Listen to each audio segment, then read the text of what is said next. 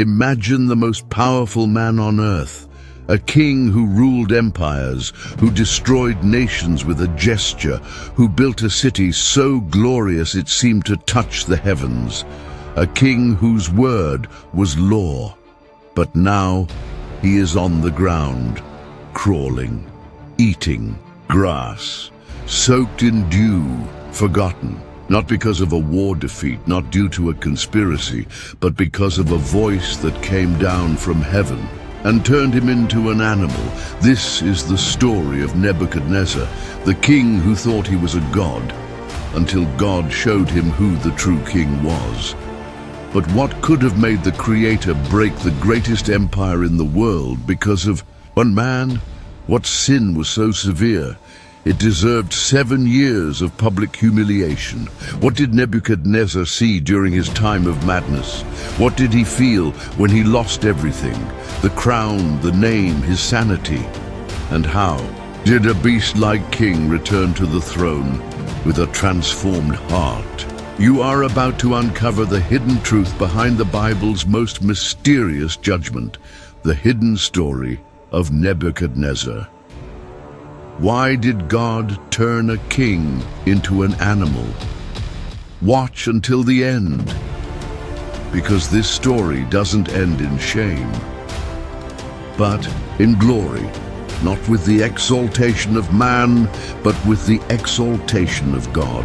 Join us as we explore how Nebuchadnezzar, the most powerful king on earth, was broken by the hand of God and became a symbol of repentance, restoration, and reverence before the Most High. In the scorching vastness of Mesopotamia, among winds that carried dust across the fertile fields of the Euphrates, a city rose from ruins. Babylon, once subdued by the mighty Assyrians, was now rising under its own strength. And it was in this setting of reconstruction, where every stone carried the weight of an empire's hope, that the heir to an ambitious dream was born. Nebuchadnezzar, son of King Nabopolassar. The people rejoiced, the clay-packed streets filled with songs and drums. There was pride in the eyes of the elders, who saw in that child the continuation of the freedom won by his father. Nabopolassar was not just a warrior, he was the liberator of Babylon, the one who had broken Assyria's yoke and ushered in a new era. And his son, even in his earliest days, already breathed the weight of that legacy. Growing up in the shadow of a conquering father is no simple task. From an early age, Nebuchadnezzar was surrounded by symbols of greatness. He heard tales of battles and improbable victories at the foot of the throne or in campaign tents. While other children played with sticks, he was learning to read maps, listen to generals, and study the skies like the Chaldeans. Nebuchadnezzar was intelligent. More than that, he was observant. His silence during war meetings wasn't apathy, it was strategy. While others spoke, he absorbed. And when he did speak, he surprised. His mind was sharp, his perceptions swift. He spotted flaws in plans before soldiers set foot on the field. He knew with unsettling precision how to sway men, whether by words or by force. But there was something deeper in his gaze, something that grew with him, a restlessness that led him to walk among the city's laborers, listen to architects, and inspect the edges of the wall. His spirit was never content. Babylon was being reborn, but he wanted more. Rebuilding it wasn't enough. He wanted to glorify it, not just to be king. He wanted to be eternal. Meanwhile, Nabopolassar was aging. The scars of past wars weighed heavier than the gold rings on his fingers. Though he saw in his son the brilliance of a glorious future, he also recognized the burden of pride. He tried to shape him, counsel him, but the young prince grew like a river in flood, impossible to contain. He was respectful, yes, loyal without question, but within him was the conviction that he would surpass his father. In time, Nebuchadnezzar began accompanying the king on expeditions. He saw the empire's borders, the blood-soaked fields of battle. In each conquered village, he learned what drove men to fight, and more importantly, what made them obey. He discovered that fear was effective, but fascination was even more powerful. If he could be admired, he would not need to be feared. This belief grew as he began leading small battalions. When Nabopolassar withdrew, the prince advanced. When the king hesitated, the son acted, and the people noticed. Soldiers whispered his name with reverence. Elders spoke of his fearless spirit. Foreign ambassadors requested audiences with him even before his coronation. But every rise casts a shadow. Nebuchadnezzar's heart began to fill with dangerous certainties. He came to believe he was chosen by destiny, that no man or God could halt his march. He no longer saw himself as a mere heir. He saw himself as the architect of a new world. He began to confuse leadership with dominion and greatness with divinity. One night, as he walked through the unfinished gardens of the palace, he paused before a dry fountain. Only the wind rustling newly planted palms broke the silence. His reflection in the still water looked older than he was. He touched the surface with his fingertips and whispered, "This world is too small for me." The next morning, a delegation brought news of rebellious lands to the north. Nabopolassar hesitated. He was tired. He looked at his son. "Are you ready?" he asked. Nebuchadnezzar said nothing. He simply stepped forward. And in that moment, everyone understood. The time had come.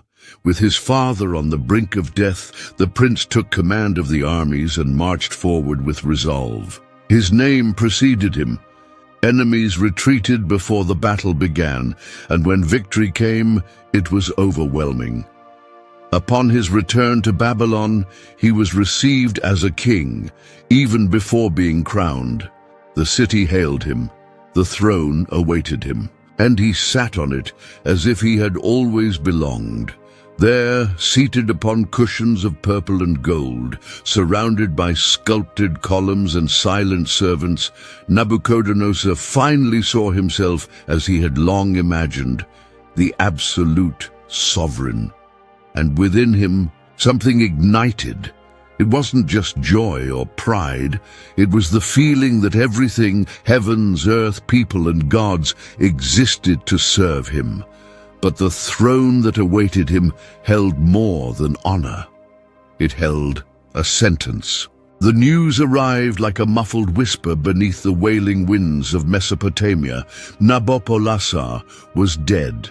The liberator king, the man who had defeated the Assyrians, had passed without seeing his work completed. His eyes closed before witnessing Babylon as the center of a glorious empire. And now the entire hope of the nation rested on the shoulders of his son. Nebuchadnezzar did not weep, at least not in front of others. His expression remained firm, his steps calculated. Instead of mourning, he carried determination. He knew the inherited throne was not just a symbol, it was a testing ground, and he had no intention of failing. While the priests chanted farewell hymns in the temple of Marduk, Nebuchadnezzar was already gathering his generals and drawing up strategies. The coronation was magnificent, the city dressed in color. Red carpets covered the palace steps. Trumpets sounded and acclamations echoed through stone corridors. Priests anointed his head with fragrant oil and placed upon it the gleaming crown that had once belonged to his father. The people hailed him, but even as Nebuchadnezzar smiled, His eyes were already looking beyond the celebration. To him, this was only the beginning. While the eyes of the city sparkled with festivity, the eyes of other kingdoms burned with unease. The rise of a new king was seen as a moment of temporary weakness. In the north, the remnants of the Assyrian army still resisted, now allied with Egypt. They moved like serpents in the shadows, ready to test Babylon's new ruler. Nebuchadnezzar did not hesitate, still wearing the scent of royal anointing on his skin. He summoned his armies. War chariots were aligned, horses saddled, weapons sharpened. It was the first great trial of his reign, and he would turn it into a declaration. Generals questioned if it was too soon.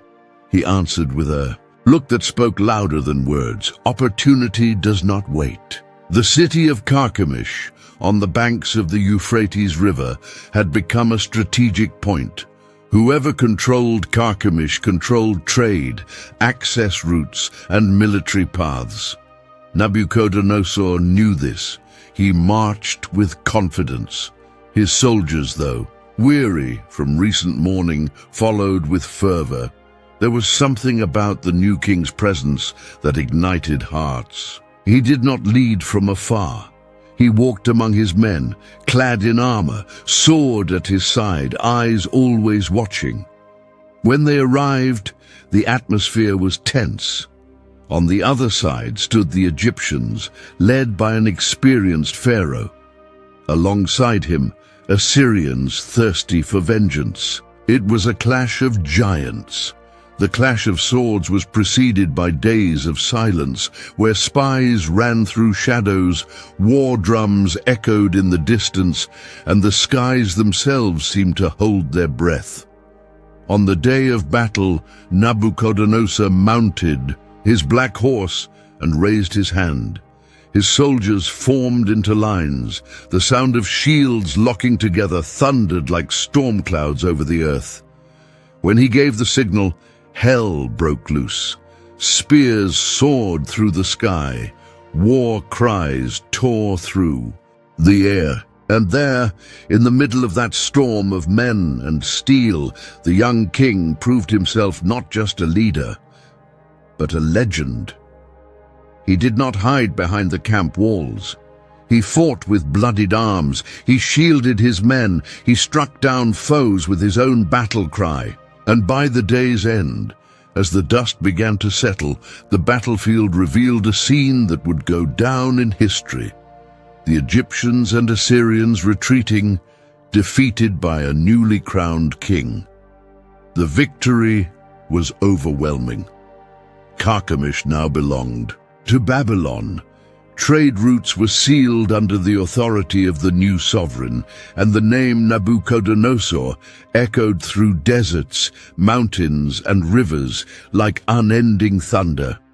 He returned home with gold, prisoners, and glory, but above all, he returned with a new title, the king who destroyed 2 empires in one battle. In Babylon, he was received with more than celebration. He was worshipped. Women sang his name. Men recounted his deeds like eternal legends. Scribes etched the story onto tablets, and artists carved his image into temple walls. Yet Nebuchadnezzar remained undistracted. His gaze was fixed on the future. He wanted more, always more. He began to dream of a Babylon that would not merely exist, but rule, that would not simply win wars, but shape culture, religion, and the world's order. His heart, inflamed by victory, began to believe that nothing was impossible. If he had conquered Egyptians and Assyrians, who else could challenge him? In his war chamber, he drew up expansion plans. He spoke of taller walls, hanging gardens, temples that reached the heavens. Everything he touched should shine. Everything he commanded should be done. He was king. He was power. And little by little, he began to see himself as more than that. On The palace balcony, beneath a starlit sky, he gazed over the city he was building. My father freed this land, but I will turn it into the center of the world. His advisors applauded, his generals feared him, but the sky remained silent, because the true battle would not be against kings, it would be against his own heart. The sun of Babylon rose between the towers, painting the city walls in golden hues. It was a living, pulsing city that breathed greatness and power. Along its wide streets echoed the hurried footsteps of merchants, craftsmen, scribes, and soldiers. Every corner had a story. Every stone held a memory, and at the center of it all, a man was raising not just buildings, but an empire. Nebuchadnezzar was no longer satisfied with military conquests. His heart longed for something even grander. Defeating kings wasn't enough. He wanted eternity. He wanted future generations, centuries after his death, to gaze upon Babylon and whisper his name with awe and reverence. If he could, he would carve his face into the clouds. With that ambition, he ordered the complete reconstruction of the city, not just to protect it, but to glorify it. Babylon would no longer be just another city. It would become the heart of the world. The projects began with the expansion of the walls. Kiln-fired bricks adorned with inscriptions and images of lions, bulls, and dragons rose both as protection and as proclamations of power. With each new construction, his ambition grew. The temple of Marduk, the most exalted god of the Babylonians, was restored and expanded. Massive columns stretched skyward like divine arms. The main altar gleamed with gold and rare stones from conquered lands. Nebuchadnezzar oversaw every detail. He chose the colors, the designs, the proportions. Nothing escaped his exacting eye. But the most astonishing project was born in secret, deep in his heart. A hanging garden, raised high to defy the desert.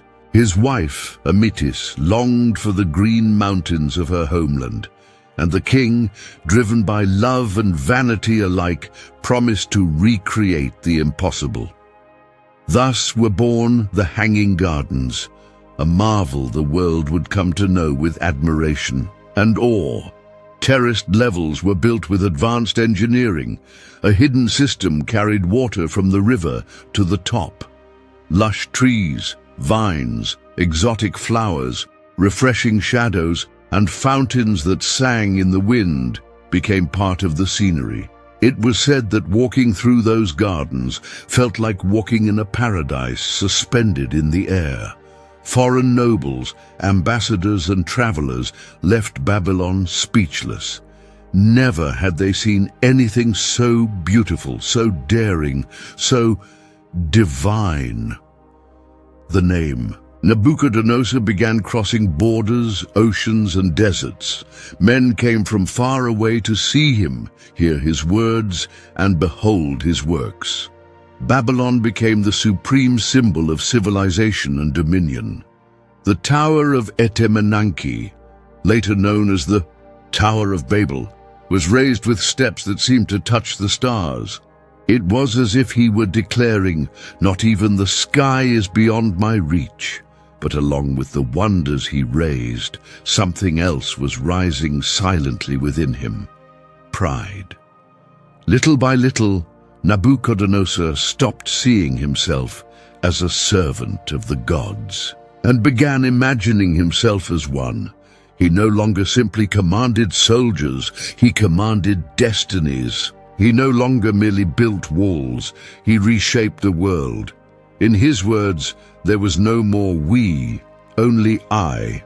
At a private banquet, surrounded by advisors and artists, he raised his goblet and declared, "Look around you. This is Babylon, The great city that I have built with my power and for the glory of my name." Faces smiled, hands applauded, but the eyes of heaven did not smile. For in that instant an invisible crack began to form. The voice of man rose, and the divine response waited patiently. Even Daniel, the exiled prophet among the royal advisers, watched in sorrow. He knew the scriptures. He knew what happened to kings who exalted themselves above God. But it was not yet time to speak, not yet time to intervene. The Most High never rushes, but he never fails. Nebuchadnezzar began walking the streets in disguise, just to hear the people speak of him.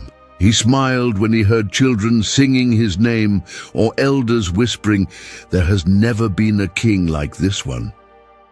At night, he looked up at the stars and wondered, "If there are gods, why don't they challenge me?" He was a man, innocent, but every flight that soars too high eventually finds the ground, and the higher one climbs in pride, the more painful the fall in humiliation. Nebuchadnezzar was shaping his empire with human hands, not realizing that God was shaping his fate with eternal purposes. Before continuing, we ask for your support. Subscribe to the channel and leave a like on this video to help us keep sharing impactful stories from the Bible. Now let's continue with the astonishing journey of Nebuchadnezzar. The wind blew drier than usual as the armies of Nebuchadnezzar approached the gates of Jerusalem. The sky seemed covered in dust, as if creation itself did not wish to witness what was about to happen. The holy city trembled. This was not just another conquest on the map. It was the capital of the people chosen by God. But to Nebuchadnezzar, it was just another piece in his grand chessboard of glory. The king of Judah, Jehoiakim, had rebelled, breaking the covenant of submission to Babylon. The response came swiftly and without mercy.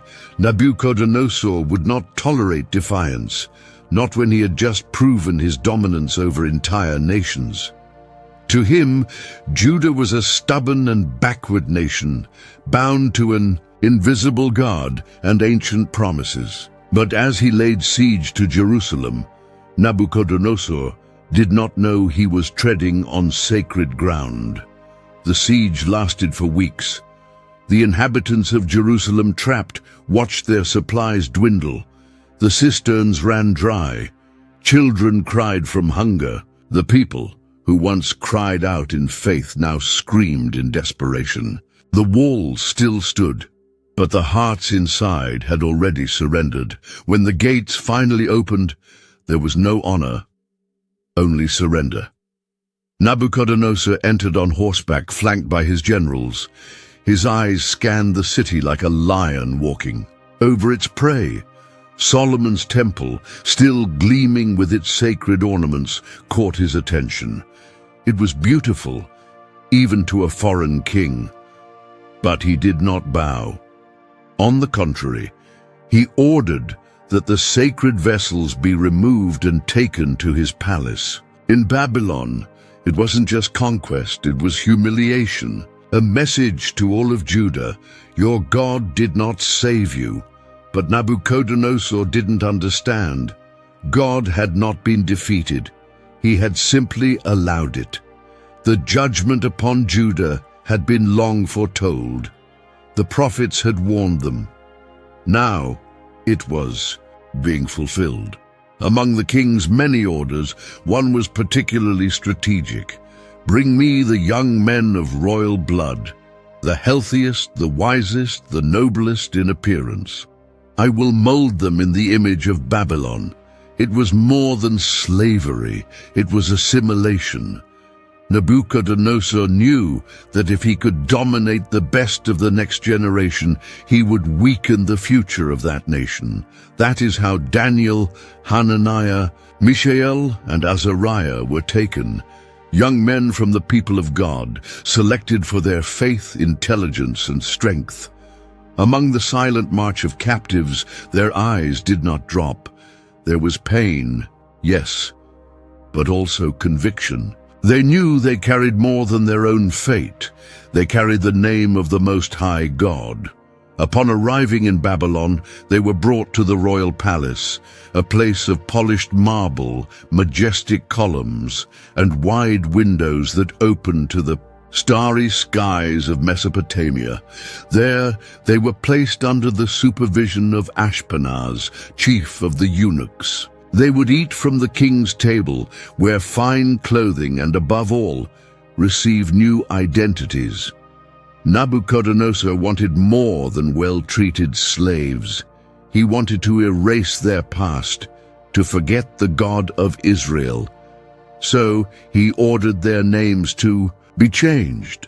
Daniel became Belteshazzar, Hananiah became Shadrach, Mishael became Meshach, Azariah became Abednego. It was as if their faith was being stripped away, name by name, but names can change, appearances can be molded.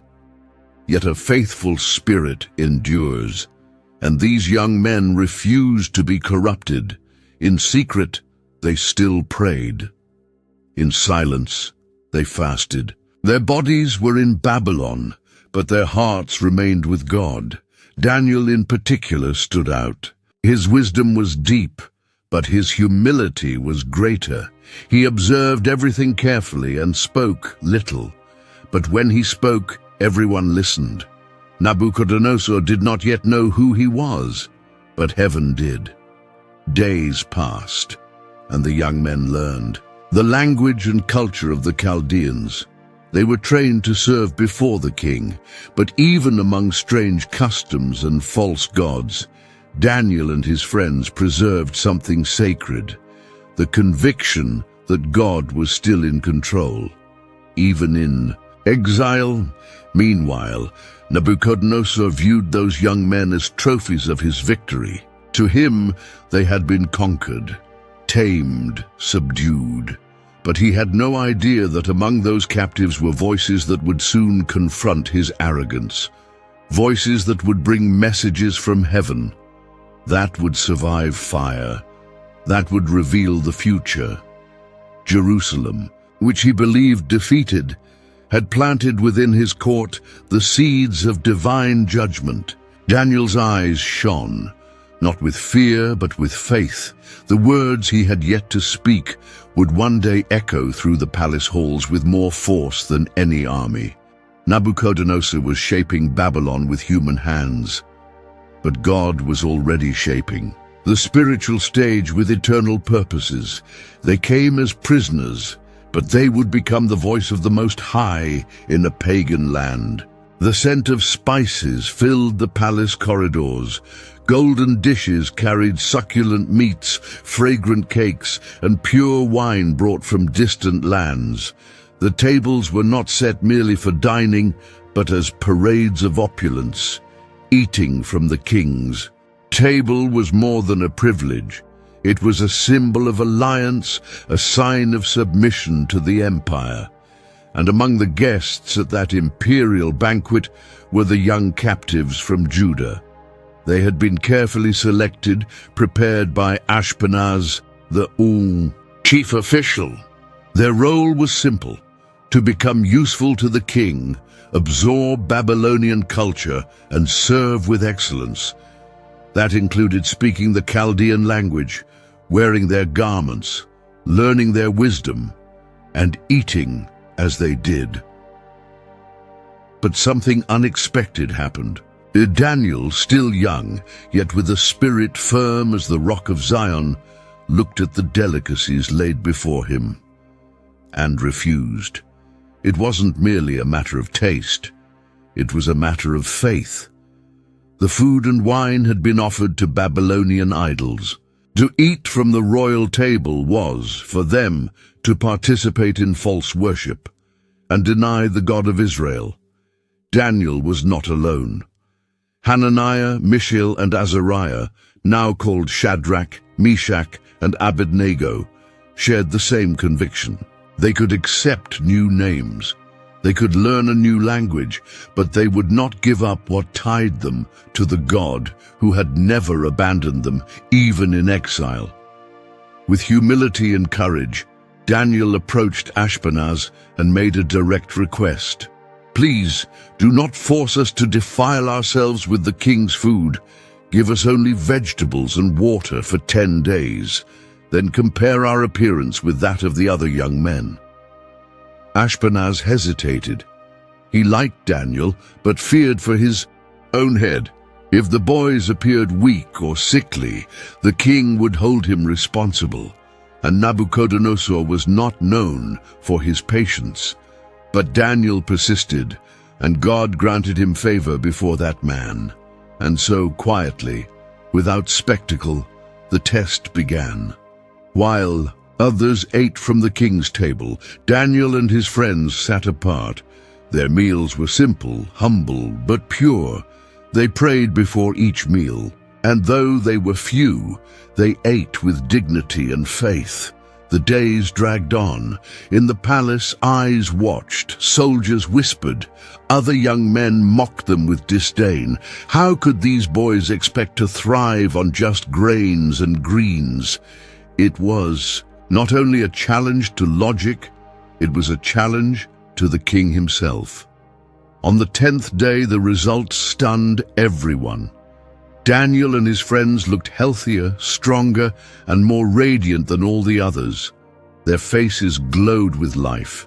Their posture was firm, their eyes alert. Ashpenaz, astonished, allowed them to continue their diet. What began as a small act of resistance had become a silent victory. But the transformation was not just physical. God, seeing the faithfulness of these young men, poured out wisdom upon them. Daniel, in particular, received something even rarer, the gift of understanding visions and dreams, something no Babylonian training could provide. At the end of their 3 years of preparation, the young men were brought before the king. Nebuchadnezzar personally evaluated them. One by one, they answered the monarch's questions with precision, intelligence, and humility. And to everyone's surprise, no Chaldean youth matched Daniel, Shadrach, Meshach, and Abednego. The king was impressed. There they were, 4 foreigners, captives, who surpassed the finest of his own people. They did not just speak with wisdom, they carried an authority that transcended the palace walls. Nebuchadnezzar didn't yet understand, but he was standing before messengers of a God he did not know. The young men were placed among the wise, men of the court. Their names began to circulate through the halls and councils. But unlike others, they did not use their positions for personal gain. They continued to pray, fast, and live with integrity. They knew that the true king did not dwell in golden temples, but in the highest heavens. And Nebuchadnezzar, though he wouldn't admit it, began to notice. They were not just intelligent. There was something different about them, something no master, priest, or magician in Babylon could replicate. A light that did not come from the stars, but from something far greater.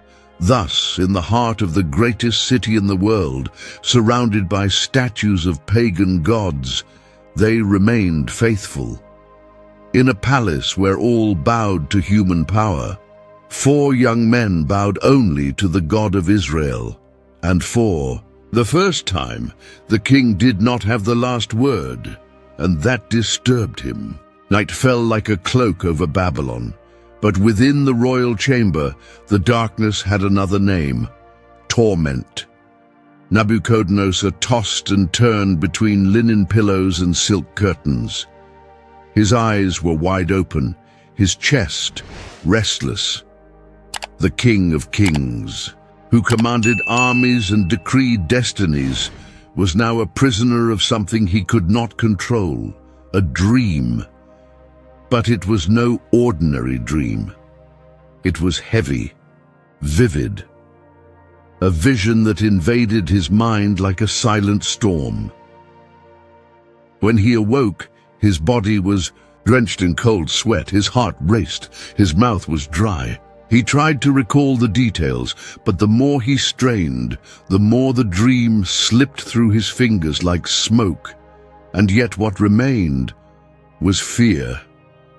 "Guards!" he cried, his voice firm but trembling. "Bring the wise men, now!" Within minutes, hurried footsteps filled the corridors. The throne room, still in the early hours before dawn, was hastily illuminated. Astrologers, Chaldeans, enchanters, magicians, and interpreters arrived in ceremonial robes, still drowsy but alert. To the king's tone, Nebuchadnezzar sat on his throne, elbows on his knees, head bowed forward. His gaze pierced through them like a blade. "I had a dream that troubles my soul. I want to know what it means." The magicians glanced at one another, puzzled, until one stepped forward with reverence. "O king, live forever. Tell us the dream, and we will give the interpretation." The king's face hardened. "No, you will tell me the dream and its interpretation. Then I will know you are not deceiving me with empty words." A murmur spread like muffled thunder through the room. A second sage older tried to reason. "Majesty, no king has ever demanded such a thing. Tell us the dream, and with all our knowledge we will explain it." But the king's patience, already fraying, turned into threat. "If you do not tell me the dream, you will all be executed. Your homes turn to ruins. But if you tell me the dream and its meaning, you will receive honor, gifts, and power." A heavy silence fell. Fear grew like thick smoke. A young magician, sweating at the brow, dared to whisper, "O king, no one on earth can do what you ask." "Enough!"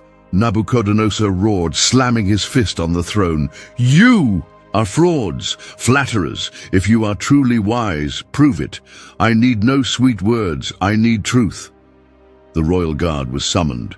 The king's decree echoed through corridors and streets. All the wise men of Babylon were to be executed. The order was clear, swift, and without appeal. Meanwhile, in another part of the palace, Daniel was still asleep in his chamber. He had no idea that a death sentence now hung over his head. A royal officer, Arioch, rushed in, sword at his side, face tense. "Daniel, get up. The king has ordered the execution of all wise men." "We must go." Daniel rose silently, taking a deep breath. There was no panic in his face, only gravity. He looked at Arioch and asked calmly, "Why is the king's decree so harsh?" "Because he had a dream, and he demands that someone tell it to him. Without him revealing it first, none of the wise men could do it. Now they must all die." Daniel paused in thought. Then, with a serenity that clashed with the urgency of the moment, he replied, "Take me to the king. I ask only for time, and I will tell him the dream and its interpretation." Arioch hesitated. It was a dangerous boldness. But something in Daniel's voice convinced him. Within minutes, the prophet stood before the throne. The king's eyes stared at him with impatience and perhaps also suspicion. "Are you able?" Nebuchadnezzar asked, voice low and tense. Daniel bowed his head respectfully. "Majesty, no man on earth can reveal what you seek, no magician, enchanter, or astrologer, but there is a God in heaven who reveals mysteries. Grant me a little time, and he will show what you saw as you slept." The king did not reply immediately. He simply nodded. The execution was postponed, but the expectation had grown even greater. Daniel left the palace and returned home, where he gathered his friends. Shadrach, Meshach, and Abednego approached quickly, reading the seriousness in his face. "What happened?" Meshach asked. "Death stands at our door," Daniel answered. But God is greater, they prayed. They cried out with fervor. Their voices, though low, rose like incense to heaven. They pleaded for mercy, wisdom, revelation. There was no time for human plans. It was a matter of faith.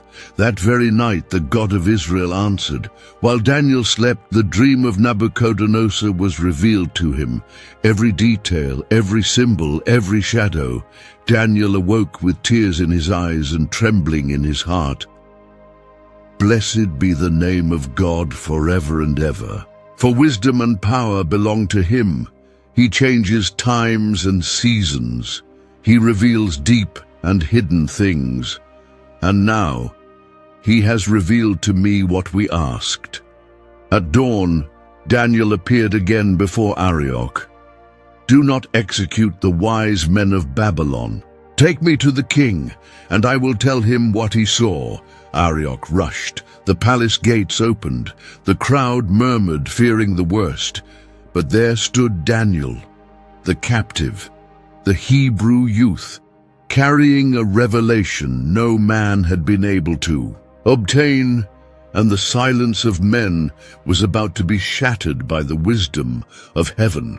The throne of Nebuchadnezzar was surrounded by uncertainty. The king, tormented by sleepless nights and days of bottled-up rage, awaited something he would never admit, an answer he could not produce himself. The palace hall was silent. Guards stood still. Magicians and priests, humiliated, avoided all eye contact. Then Daniel entered. With serene eyes and steady steps, he approached the king like one who already knew the weight of the words he carried. Nebuchadnezzar observed him intently. He was just a foreign youth, but in that moment, he was the only one among thousands who claimed to have heard from heaven. Are you able to reveal the dream and its interpretation? The king asked, his voice restrained but heavy with expectation. Daniel lifted his eyes, unwavering, and replied, The mystery the king demands cannot be revealed by wise men, nor magicians, nor enchanters. But there is a God in heaven who reveals secrets, and he has chosen to show King Nebuchadnezzar what will happen in the last days. The room held its breath. As you lay on your bed, O king, thoughts came to you about what is to come. And the Lord has revealed it to you. Here is what you saw. Daniel closed his eyes for a brief moment and, opening them, began to describe the dream with astonishing precision. You saw a great statue, a colossal figure, dazzling and terrifying, standing before you. The head was of pure gold, the chest and arms of silver, the belly and thighs of bronze, the legs of iron, and the feet partly of iron and partly of clay. Nebuchadnezzar, hearing these words, leaned back slightly on his throne. The details he thought forgotten returned as if being drawn anew before his eyes. You watched, Daniel continued, until a stone was cut out, but not by human hands. And it struck the statue on the feet of iron and clay. The feet shattered, the entire statue collapsed, crushed. Then the gold, silver, bronze, iron, and clay were blown away like chaff in the wind, and the stone became a great mountain and filled the entire earth. A deep silence overtook the room. Nebuchadnezzar leaned forward, his eyes fixed on Daniel. Now, said the prophet, listen to the interpretation. You, O king, are the head of gold. The God of heaven has given you the kingdom, the power, the strength, and the glory. Into your hands he has placed mankind, the beasts of the field, and the birds of the sky. You are the king of kings, but after you another kingdom will arise, inferior to yours. Then a third kingdom of bronze will rule over the earth. And then a fourth, strong as iron, will crush and break all the others. Daniel's voice remained steady without fear. He spoke as one who did not ask permission to tell the truth. As for the feet of iron and clay, this will be a divided kingdom, part strong, part brittle, mixed but lacking unity. And in the days of these kings, the God of heaven will set up a kingdom that will never be destroyed. The stone cut without human hands will crush all human kingdoms, and this kingdom will endure forever. Nebuchadnezzar sat motionless. His throne no longer felt so secure. The statue in his mind had become more than an image. It had become judgment. Daniel, the young captive, had not only revealed the dream, he had put the king in his place. He was gold, yes, but gold that would come to an end. The counselors exchanged glances. Some expected an outburst of fury, others an order for arrest. But something unexpected happened. Nebuchadnezzar stood up, and in front of everyone he bowed low before Daniel. "Truly, your God is the God of gods and the Lord of kings," he declared, his voice trembling. For no one could reveal this mystery except him. He ordered that gifts be given to Daniel: fine clothing, gold, authority. He appointed him governor over the entire province of Babylon, and at Daniel's request, Shadrach, Meshach, and Abednego were placed as administrators under him. It was a moment that could have changed everything. But Nebuchadnezzar, though he acknowledged the power of Daniel's God, did not renounce his own pride. He admired the gift, but did not submit to the giver. He praised with words, but not with his heart. Later, in a private conversation with his counselors, the king said, "I am the head of gold, the greatest of all kingdoms, chosen among men." One bold advisor asked, "And the stone, Majesty? The one that destroyed everything?" The king smiled, but his eyes narrowed. "Dreams are merely visions, and visions are often shaped by fear. Babylon is real. I am real." The revelation that was meant to humble only inflated his pride even more. Time passed, but the image did not leave the king's mind. The statue from the dream, the head of gold, the chest of silver, the belly of bronze, the legs of iron, and the feet of iron and clay continued to haunt him. But now, Nebuchadnezzar saw it differently, not as a prophecy, but as a blueprint. In his mind, the dream was not a divine warning, but inspiration to eternalize his own greatness. "If I am the head of gold," he said one morning to his craftsmen, "then let the world see gold in full. I want a statue, not just the head, the entire thing, all of it gold, raise it high, let no one ignore it." The architects exchanged glances. The order was bold. A colossal image, nearly 30 meters tall and 3 meters wide, was to be erected in an open plain in Dura before all nations. The message was clear. Nebuchadnezzar would not accept being merely part of a fleeting empire. He wanted to be eternal, and with his own hands, he began to challenge what God himself had revealed. The work took months. Foundries ran without rest. Roads were cleared to transport tons of metal. The dust from construction filled the air like smoke. The gold gleamed beneath the desert's scorching sun. It was an impressive sight. A golden monster, silent and cold, yet full of meaning. When it was finished, the statue was positioned like a beacon on the plain. From far away, it could be seen shining. The king ascended a high platform and looked around. Generals, governors, judges, sages, and officials from every conquered nation stood assembled. Drums pounded. The crowd bowed in reverence, but something was still missing. "Bring the musicians," he ordered. Flutists, harpists, tambourine players, bagpipes, every kind of sound, and proclaim this decree. A herald stepped forward and cried aloud, "Peoples, nations, and languages, when you hear the sound of the instruments, fall down and worship the golden statue that King Nebuchadnezzar has set up. Whoever does not bow will be immediately thrown into the blazing furnace." Silence fell like a sentence. The decree was sealed. Worship of the king's ego had now become law. This was not just a symbolic gesture. It was a demand for total submission. Any refusal would mean flames. Nebuchadnezzar watched from his platform. The musicians tuned their instruments. Governors whispered among themselves.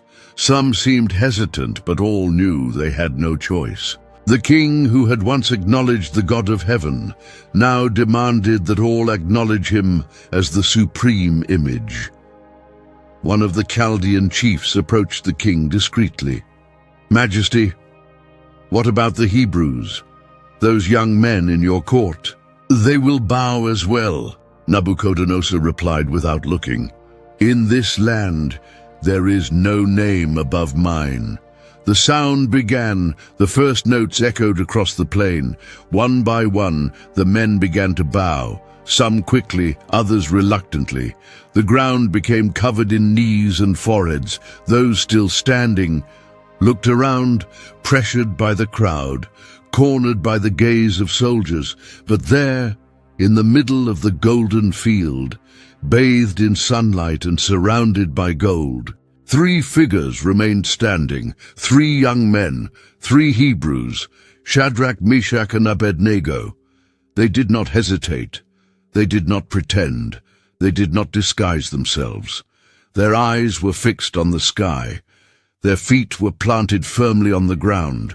There would be no compromise. They knew only one God, and he did not bow to statues. People around them began to murmur. Guards grew tense. Advisors whispered to each other. "Majesty, there are 3 men who have defied your decree," the Chaldeans said.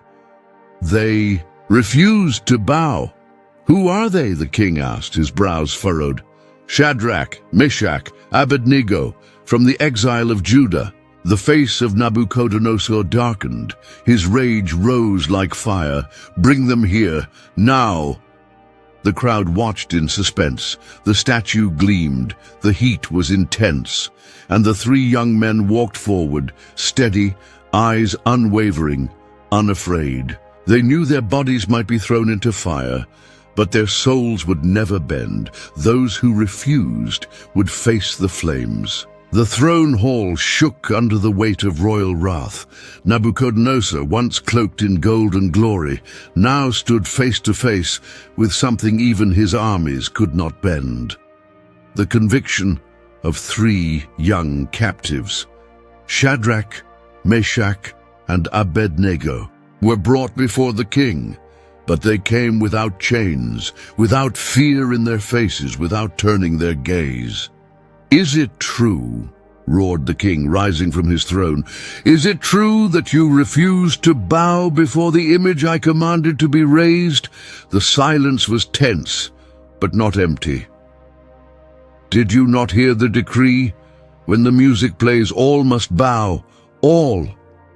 But if you do not, you will be thrown at once into the blazing furnace. And what God will be able to deliver you from my hand?" Shadrach stepped forward. His voice was gentle, but firm as stone. "O king, we do not need to defend ourselves before you in this matter. If we are thrown into the furnace, the God we serve is able to deliver us, and he will deliver us from your hand." Abednego, standing beside him, added, "But even if he does not, know this, O king, "We will not serve your gods, nor will we worship the golden image you have set up." The words fell like arrows upon the throne. Nebuchadnezzar stood motionless for a moment, as if digesting the audacity. Then his face twisted. The veins bulged in his neck. His eyes burned like coals. "Heat the fire 7 times hotter." Guards ran. The furnace, already roaring with deadly heat, now crackled like a raging beast. The heat was so intense that the soldiers who approached with the prisoners began to stagger, overcome by the smoke. Shadrach, Meshach, and Abednego were bound with new ropes. Their turbans, robes, and cloaks still on them, they were led to the edge of the furnace, without struggle, without resistance. As the soldiers threw them in, the flames consumed the warriors themselves, killing them instantly, scorched before they could step away. But the 3 young men fell into the fire and remained alive. On the throne, Nebuchadnezzar watched, waiting, to hear screams, the crackling of flesh, the stench of despair. But what he saw was not part of the plan. "How many did we throw in?" he asked, eyes fixed on the flames. 3, O king," a counselor replied hesitantly. "Then why do I see 4 men walking in the fire, unbound, radiant, and the 4th looks like a son of the gods?" The king's eyes widened. His voice, once filled with fury, now trembled. He approached the furnace cautiously, covering his face with a cloth, and shouted, "Shadrach, Meshach, Abednego, servants of the Most High God, come out and come here." The 3 young men walked out calmly. Their steps were steady, their clothes untouched, their hair unsinged.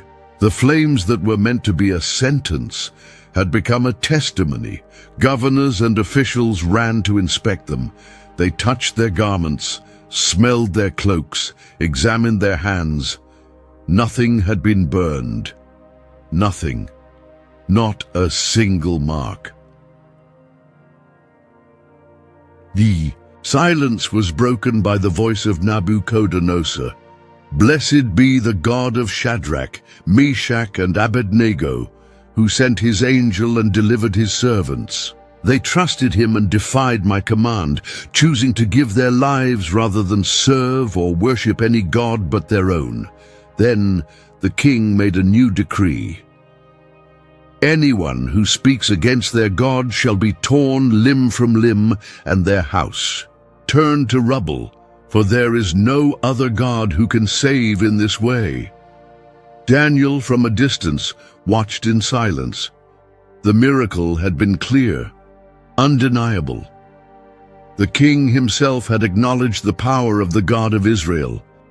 But the prophet knew, a public declaration is not the same as a surrendered heart. Nebuchadnezzar promoted the 3 young men to even higher positions. Their names spread across the province.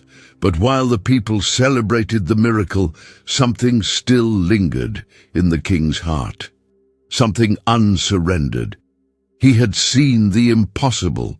He had witnessed fire become a place of refuge. But between seeing and surrendering lies a great chasm.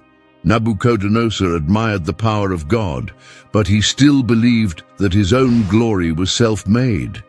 His pride still ruled with him. Seeing is not the same as surrendering, and pride still reigned in the king's heart. The sky over Babylon that morning was clear, almost golden. The sun rose above the towering walls, casting soft light upon the hanging gardens. Birds sliced through the air, and below them a living city pulsed with strength and order. The market bustled. The streets echoed with the sounds of wheels, footsteps, and voices from every corner of the empire. Men and women mingled among spices, gemstones, fabrics from afar, and the proud language of the Chaldeans. Nebuchadnezzar was at peace. Peace, at least according to himself. The wars had ceased, his enemies were subdued, and the people lived in abundance. More than anything, the city that had once lain in ruins was now the glory of the world, and he was the architect of it all. The king walked slowly along the palace terraces. At his side, his counselor Arbanus kept his customary distance. Servants held jars of wine and fanned the air with fine linen fans. "Look closely, Arbanus," said Nebuchadnezzar, smiling, pointing to the horizon. "Tell me, have you ever seen anything so grand in your life?" "Majesty, nothing compares. Babylon is immortal." "Immortal!" The king repeated the word as if savoring it. "Yes, this city is my throne on earth. Every stone you see, every wall, every gate, all passed through my hands." Arbanus nodded in silence, glancing sideways. He knew the king was pleased, but he also saw what others could not, a growing restlessness. "Majesty," he ventured, "I've noticed your mind seems troubled, even with everything in order. Is something bothering you?" The king stopped, stared into the void. "Sometimes. I dreamed of the end," he murmured, "but that has passed. Now, when I look upon all this, I know I am safe. I am secure. Secure as the gold of the statue." Arbanus remarked cautiously. Nebuchadnezzar turned to him slowly. "Do not speak of the statue as mere metal, Arbanus. It is a symbol, my symbol."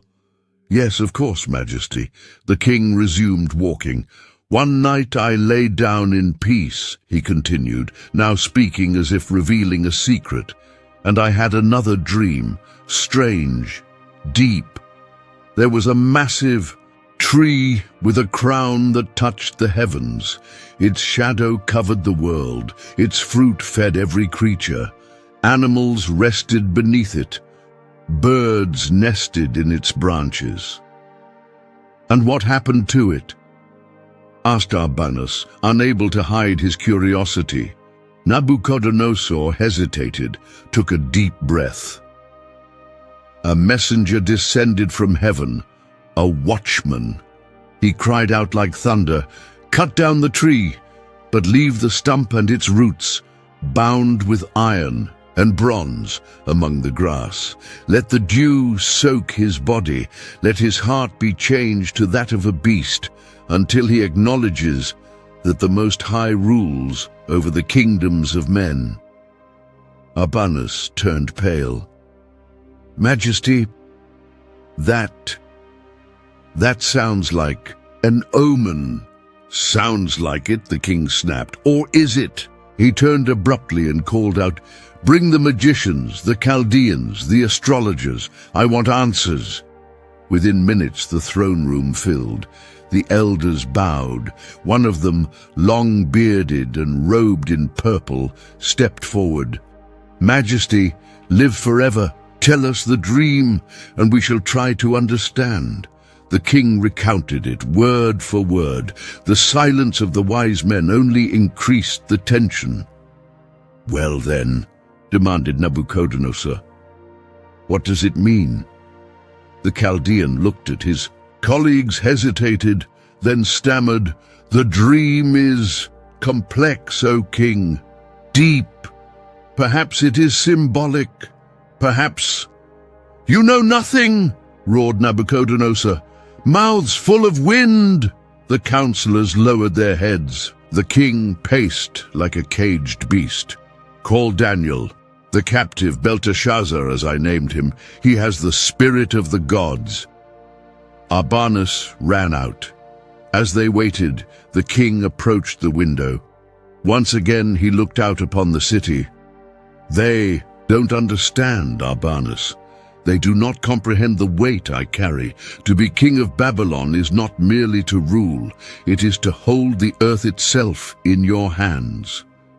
"Majesty, perhaps it is exactly that weight the Most High wishes to remove." Nebuchadnezzar turned slowly. "Mind your words, Arbanus." Soon, Daniel entered the room.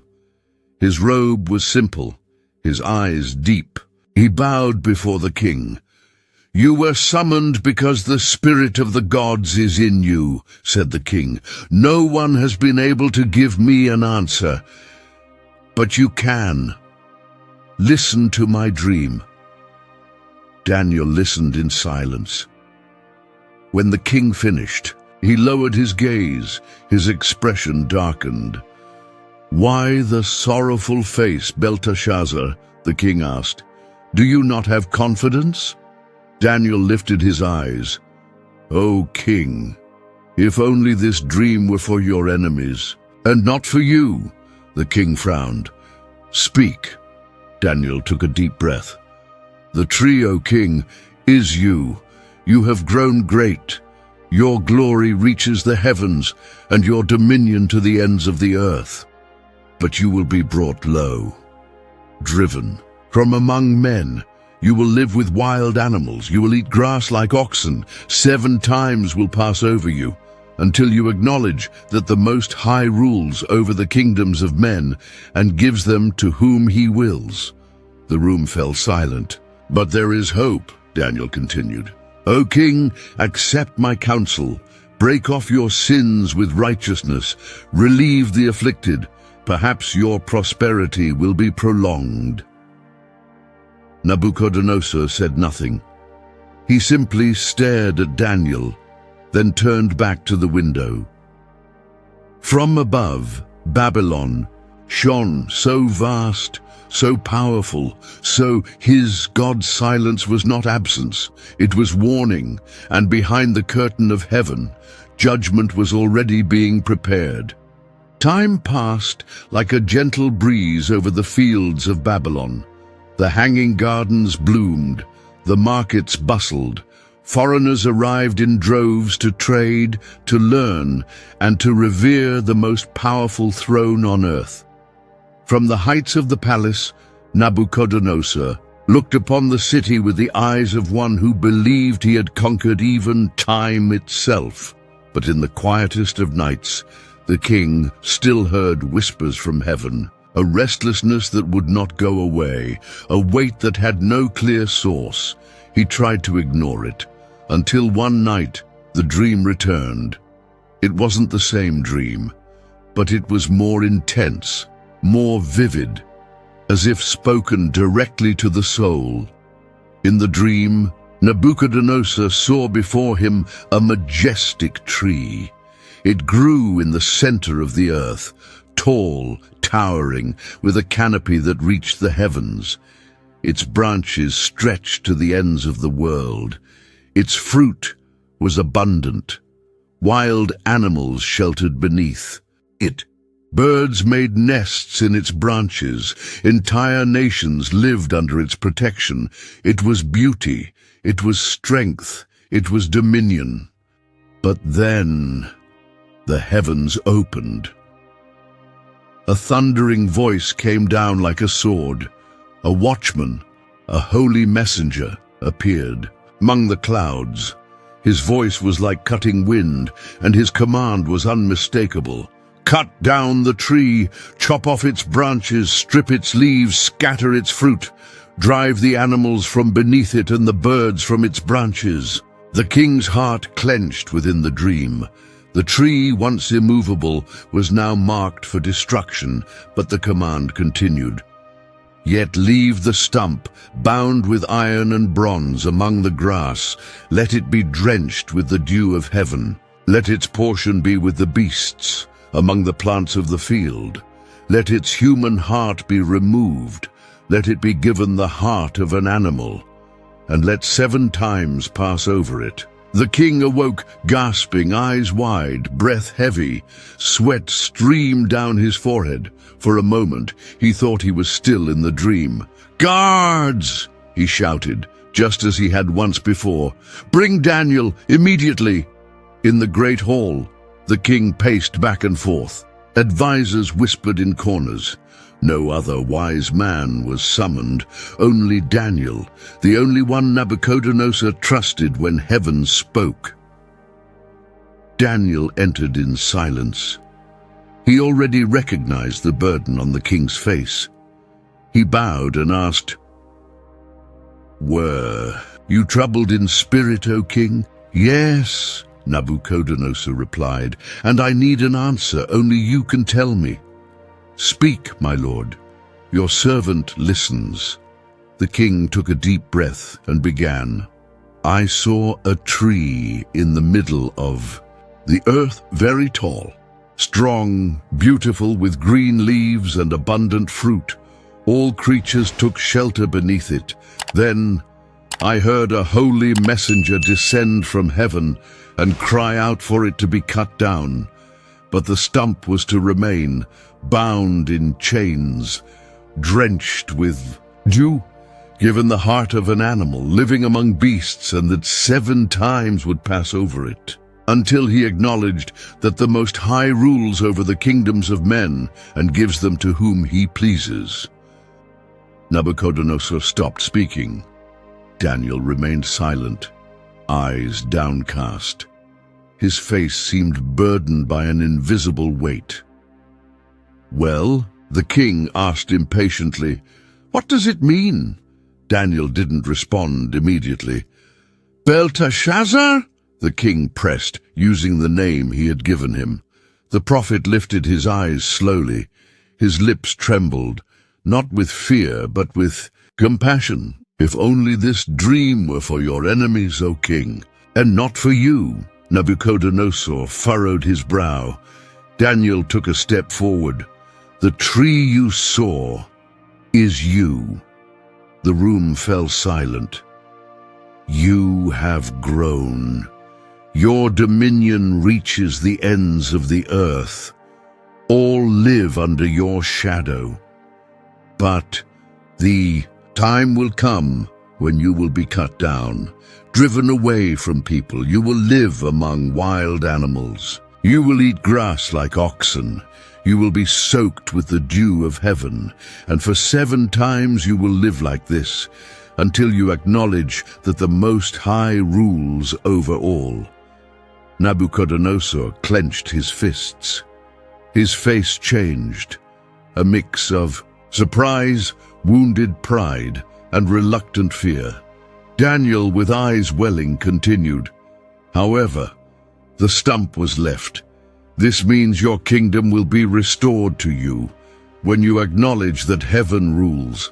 Therefore, O king, accept my counsel. Do what is right. Free the oppressed. Perhaps the Most High will show mercy and prolong your peace." The king said nothing. Arbanus, standing in a corner of the hall, dared to speak softly. "Majesty, do not ignore this." Nebuchadnezzar did not answer. The tree had been revealed, the axe had been announced, but even in the face of such clarity, his heart still resisted. "Heaven speaks in mysteries, Daniel," the king murmured, looking away. "But not every dream is a decree." Daniel lowered his eyes. He knew he had fulfilled his role. The seed had been sown, but what Nebuchadnezzar would do with it, that was another matter. Because sometimes the warning comes before the fall, and yet it is still ignored. The palace returned to its usual rhythm. The fountains flowed, the scribes wrote, the servants served, but something in the air had changed. A dream unspoken might be forgotten, but a dream interpreted cannot be ignored. The king still felt the weight of Daniel's words echoing in his mind. "You will be cut down. You will live like an animal until you acknowledge that the Most High rules over the kingdoms of men." But between hearing and obeying, there was a great divide. "Majesty," Arbanus called out one quiet morning. Nebuchadnezzar, eyes still fixed on the city's horizon, replied without turning, "Speak." "Daniel, He didn't just give you a prophecy. He gave you counsel. He told you to break off your injustice, to help the poor. There's still time. Time? The king smiled faintly. If the Most High wishes to tear down a throne, he does not need permission. I have seen fire spare the faithful. I have seen dreams come true. But this prophecy, perhaps it's only a warning, a caution, and a king does not rule by fear. Perhaps, Arbanus replied carefully. A wise king rules precisely because he fears. Nebuchadnezzar turned slowly. His face was calm, but his eyes carried the resolve of a man who had already decided. Daniel is faithful to his God. I respect him, but Babylon was built by my hands. The walls, the temples, the gardens, all bow. And I will not stop raining simply because I saw a tree fall in a dream. That same afternoon, Daniel was summoned again. The prophet entered in silence. His expression was unchanged, firm and humble. "Daniel," said the king, folding his hands over his knee, "you've always been honest with me. You've spoken what few would dare. That's why today I want to hear you once more." "Listening is easy, O king," Daniel replied. "Obeying what is heard, that is what's hard." "And if I do obey," Nebuchadnezzar countered, "will the prophecy be cancelled?" Daniel drew a deep breath. "It is not for me to say, but the scriptures declare that the Most High is merciful. He sees the heart. If there is repentance, there will be compassion. And what do you expect of me, prophet? Abandon oppression, act with justice, help the poor, acknowledge that the throne you sit on is not yours by merit, but by permission." The king rose and walked to the palace balcony. The city stretched before him like a carpet of glory. The towers gleamed in the sun, the columns shone, Babylon pulsed. "You say none of this is mine?" he murmured. "All that is of earth is temporary," Daniel replied. "And if it's only a dream?" Nebuchadnezzar asked. "Then, thank heaven that you were warned before ruin came." The king said nothing. Then he turned to Daniel. "You are free to go." Daniel bowed and left without another word. The days that followed continued as before. The banquets resumed, decrees were issued, the taxes flowed, and compassion disappeared. An old blind man stretched out his hand on the palace steps. A guard shoved him away. The king passed without looking. On another day, a widow cried out for justice before a judge. The king heard and turned his back. The city grew, the glory shone, but the poor remained forgotten. One night, Arbanus found the king gazing upon the hanging gardens. "Majesty, there's still time." "Arbanus." The king sighed. "Weeks have passed, nothing has changed. The tree still stands, and Babylon flourishes. But what if this is the silence before the storm?" Nebuchadnezzar smiled. Perhaps heaven is simply acknowledging that a king also has the right to his own greatness. And if you're wrong, then let whatever must come, come.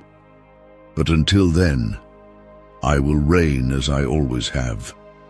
And so the voice of the prophet was forgotten, not because it lacked clarity, but because of too much pride. The tree still stood, but the axe was already laid at the root, because when pride hardens the heart, not even the warning of a prophet can break through. The afternoon heat made the golden towers of Babylon shine like fire. The city was alive. The massive walls seemed to touch the skies. The hanging gardens bloomed like divine works. Men from all nations walked the streets in silk garments, speaking, different tongues, selling spices, precious stones, perfumes, incense. From the balcony of his palace, Nebuchadnezzar watched it all, his arms crossed over his chest, his eyes serene, and his chest inflated with pride. "Majesty," called Amos, hesitant, appearing behind him. "The court awaits your presence for the afternoon council." The king did not move. He was still gazing at the city with a calm, almost reverent smile. "Amos, do you see this?" he said. "Yes, O king, the city is glorious." "Not just glorious." Nebuchadnezzar breathed deeply. "Perfect. I agree, Majesty." The king stepped forward. He now stood at the center of the balcony, as if seated on a throne before the world. There is no equal, no city rivals Babylon, not Thebes, not Nineveh, not Memphis, not even Jerusalem, with its temple now in ruins. "True, my lord," Amos replied quietly. The king raised his hands as if blessing his own creation. "Is this not the great Babylon that I have built by the power of my strength? And for the glory of my majesty?" Amos stepped back. It was as if heaven's silence had shattered at that moment. The words floated like sparks in the air, inflamed by pride, heavy with consequence. The king was still smiling, but the wind changed. A sudden breeze swept through the open windows. The plants in their pots rustled. The curtains danced as if sensing something sacred. And then it happened. A voice. It was not human, not thunder, not music. It was a voice that tore through the air, pierced the soul, and silenced all others. "To you it is declared, O Nebuchadnezzar, the kingdom has been taken from you." The king froze. Amos fell to his knees, covering his head with his hands. "You will be driven from among men," the voice continued. "Your dwelling will be with the beasts of the field. You will eat grass like oxen. 7 times will pass over you, until you acknowledge that the Most High rules over the kingdoms of men and gives them to whom he wills." The balcony trembled. Birds fled from the roof. The city below seemed not to hear. But in the heights, something divine had been decreed. Nebuchadnezzar staggered. His once proud face now looked bewildered. His eyes lost focus. His breath grew heavy. He clutched his chest as if searching for air. And then he looked at Amos with a gaze that recognized nothing. "Majesty," called Amos, crawling toward him, "are you all right?" Nebuchadnezzar did not respond. He began to walk, but not like a king. His movements were erratic, his steps uneven. He descended the palace's side stairs aimlessly. He passed silently through the corridors. Servants watched him in shock. "What's wrong with the king?" they whispered. He reached the palace gardens, looked at the grass, and knelt. With his hands he began pulling up clumps of grass. Then with his mouth he ate. A general stood by, motionless, unsure whether to weep or flee. "Call Daniel!" shouted Amos. "Call the prophet! The judgment has come!" In the sky, clouds slowly gathered. The heat gave way to moisture. Rain began to fall like dew upon the king's skin, now crouched among the plants, licking the earth like an animal. Is he lost?" murmured a servant, wide-eyed. "No," answered Daniel, arriving in silence. "He has only begun to learn." The prophecy had not failed. The word of God was fulfilled at its appointed time. The king who once commanded armies could no longer tell man from beast. He no longer knew his name. He did not recognize the palace. He lived outdoors, his body soaked with dew, His nails grew like claws, his hair like feathers. His mind was overtaken by confusion. Daniel and the faithful prayed for him, but they knew it was necessary. For the throne that does not acknowledge heaven will be brought low to the earth, and the king, who thought himself God, heard the thunder of God. No one dared speak the king's name aloud. The palace was silent, the city murmuring.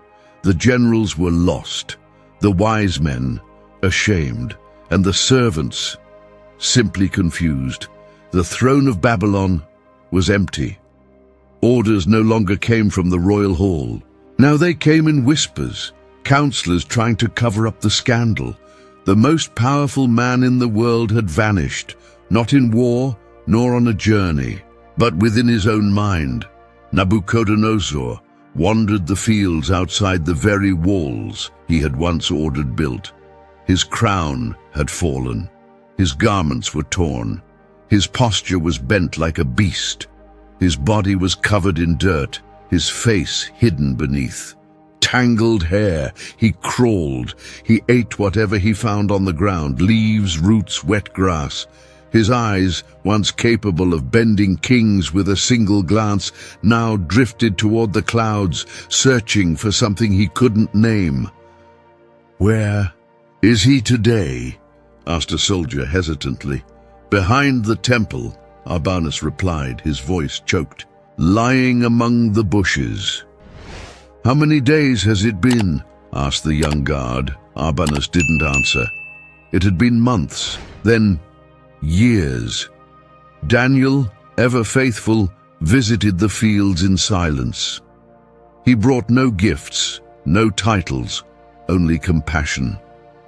He knelt near the fallen king and prayed quietly, "Most High, you who lift up and bring low, let light rise from darkness." One day, Arbanus joined Daniel and could not hold back a sorrowful question. "Has he truly forgotten who he is?" Daniel answered with a steady but tender voice, "He hasn't forgotten. He's been broken, like a sword bent by fire, now being reforged. But 7 years, 7 times were decreed, not a day less, not one more. Meanwhile, the city reorganized itself. People whispered in the streets, 'What happened to the king?' They say he went mad, a curse from the gods, or from a single god." Some mocked, others feared, but the official silence remained. Nebuchadnezzar's name disappeared from decrees, from gates, from ceremonies, and he continued to crawl. One morning, a child approached the fields with her father. Upon seeing the wild-haired man lying among the stones, she asked, "Daddy, does that man live there?" The father pulled her by the hand, lowered his voice, and replied, "Shh, don't stare. They say he was once a king." The girl's eyes widened. "Him? The king?" The father didn't respond. He simply quickened his pace. Meanwhile, Nebuchadnezzar chewed on a stalk of grass and murmured unintelligible sounds. At times he growled, at times he laughed, at times he wept. Days had no name, nights had no end, and yet heaven watched, and still God waited. In the rain he dragged himself, in the cold he trembled, in the heat he panted like a beast, and still no one touched him. It was as if an invisible hand prevented anyone from harming him or healing him. He was forsaken, but not forgotten. One night, Daniel looked to the heavens and whispered, "How long, Lord?" And heaven remained silent. Another day, Arbanus passed by and saw the king humming, something that resembled a child's lullaby. "There is still something in him," the counselor murmured, "but he can't see it." Daniel replied, "But heaven sees." Year after year, Nebuchadnezzar lost everything that made him. A man in the eyes of the world, power, beauty, dominion, reason, speech, identity. But there was one thing he still possessed, something that even madness could not erase, the ability to look up.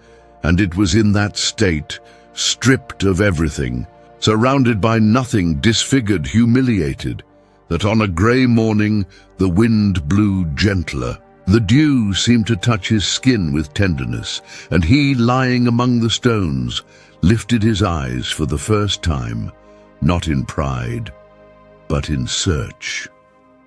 "What is this?" he murmured, as if speaking to someone unseen. He didn't know it, yet but something had begun to stir within, something like an awakening or an ancient longing, and in the deepest part of madness, a seed of memory began to sprout. The Most High rules over the kingdoms of men, even from the ground. The eyes could still look up to heaven. The sky was clear. For the first time in a long time, Nebuchadnezzar noticed the blue. The wind touched his face, still covered in dust, and there was a different kind of silence around him. It wasn't the silence of madness, it was the silence of someone who for the first time listens. His knees were filthy, his nails like claws, his body covered in matted hair, hardened by dirt and time. But his eyes, those eyes, turned upward, and then it happened. "Most High," he whispered with a broken voice. "Most High," it was just a whisper, a hesitant word, but heaven heard. Suddenly thoughts rushed back like a river bursting through a dam. Memories, names, gestures, decisions, sins, prayers, everything rose to the surface. Nebuchadnezzar fell to his knees, not like a beast, but like a man. I was king. I destroyed Jerusalem. I saw the fire. I saw the righteous. I saw your hand. And even then, I exalted myself. He lifted his hands, trembling, muddy, like a child reaching for embrace. You are God, and I am only dust. Tears streamed down, mingling with the sweat and dew. Right there, in the field where he had eaten grass like oxen, where he had forgotten his own name, Nebuchadnezzar looked to the heavens and recognized, I praise you, I exalt you, for your dominion is eternal, and your kingdom endures from generation to generation. At that very moment, a different peace overtook his body. It wasn't relief, it was restoration.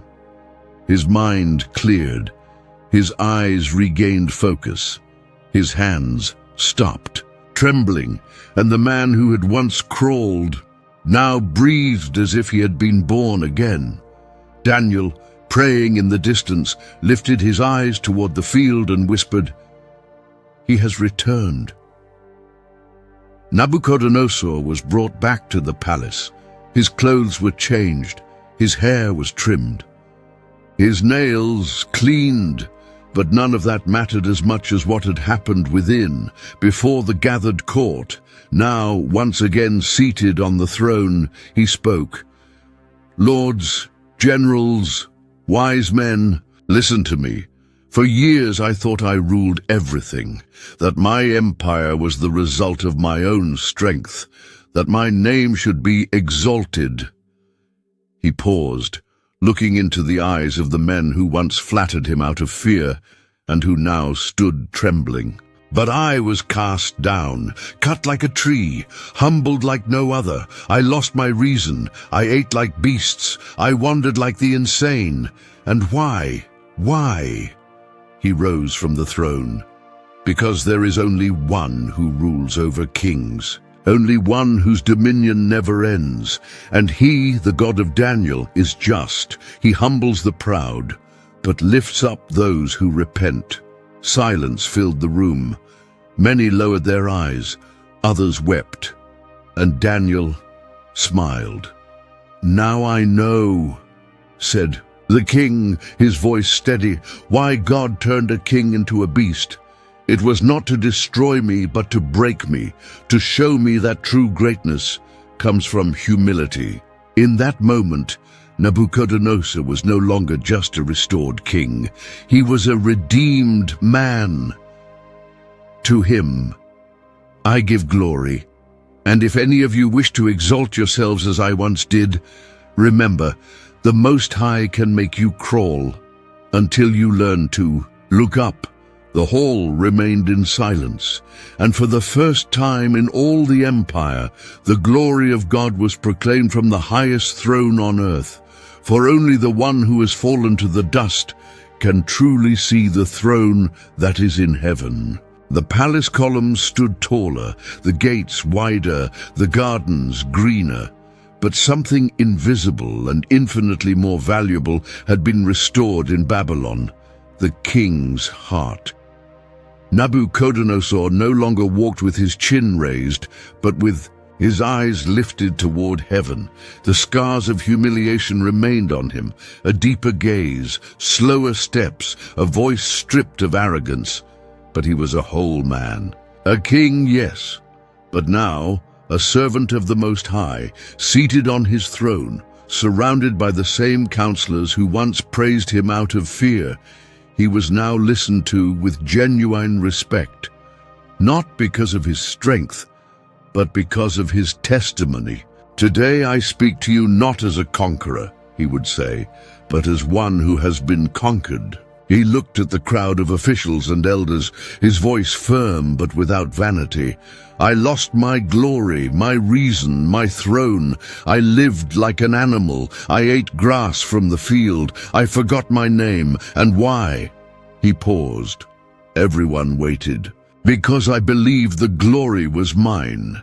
Arbanus, standing beside the throne, lowered his head, eyes filled with tears. Daniel, silent, simply listened. But today, I, Nebuchadnezzar, praise, exalt, and glorify the King of heaven. And at that moment, no wall in Babylon was higher than the humility born in that king's heart. He continued, if anyone wishes to know who the God of Israel is, look at me, not at the power I once held, but at the judgment I faced. Not at the throne to which I returned, but at the mercy that restored me. He stood. The officials rose to their feet. The greatest power a king can possess is to recognize that all power belongs to God. Silence filled the hall. Then Daniel stepped forward. He bowed before the king and said, Majesty, today your crown shines brighter than ever, because it reflects not gold, but reverence. Nebuchadnezzar descended the steps of the throne, walked to the center of the hall, lifted his arms to the heavens, and declared with a voice strong enough for all peoples, tongues, and nations to hear, all his works are true, and his ways are just, and all who walk in pride he is able to humble. And in that moment, the glory of God echoed not just from heaven, but from the mouth of a king who had learned the difference between power and worship. He did not return the same. He did not return as the man who once stepped onto the balcony to exalt himself.